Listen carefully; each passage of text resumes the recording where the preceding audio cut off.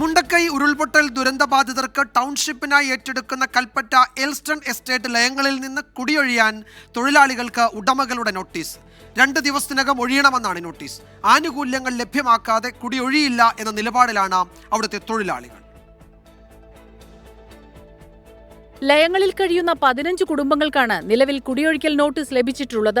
2 ദിവസത്തിനകം ഒഴിഞ്ഞു പോകണമെന്നാവശ്യപ്പെട്ട് കഴിഞ്ഞ 19-നാണ് നോട്ടീസ് ലഭിച്ചത്. ഈ ഭൂമി പുനരധിവാസത്തിന് ഞങ്ങൾ അതിനെതിരല്ല, പക്ഷെ ഞങ്ങളെ എന്ത് ചെയ്യണം എന്നുള്ള കാര്യങ്ങൾ തീരുമാനിക്കണം. ഈ തൊഴിലാളികളായ ഞങ്ങളെ കൊണ്ട് എന്താണ് കണ്ടിട്ടുള്ളത്? ഞങ്ങൾക്കുള്ള ആനുകൂല്യം 14 വർഷമായിട്ട് PF പോലും അടച്ചിട്ടില്ല. 3 മാസമായി ശമ്പളം നൽകിയിട്ടില്ല. 10 വർഷത്തിലേറെയായി പ്രൊവിഡന്റ് ഫണ്ട് അടച്ചിട്ടില്ല. തൊഴിലാനുകൂല്യങ്ങൾ ഒന്നും നൽകാതെ കുടിയൊഴിഞ്ഞു പോകില്ലെന്ന് തൊഴിലാളികൾ പറയുന്നു. മാനേജ്മെന്റ് ഇതുവരെ നമ്മളോടൊരു ഒരു ചർച്ച ഞങ്ങൾ നടത്തിയില്ല. മാനേജ്മെന്റ് ആരും ചർച്ച നടത്തിയില്ല. ഭരണകൂടങ്ങളൊന്നും ഇടപെട്ടിട്ടില്ല ഇതുവരെ. ഇപ്പൊ പെട്ടെന്ന് നോട്ടീസ് തന്നിട്ട് ഒഴിഞ്ഞു പോകണമെന്ന് പറയുമ്പോൾ അത് പാകമല്ല.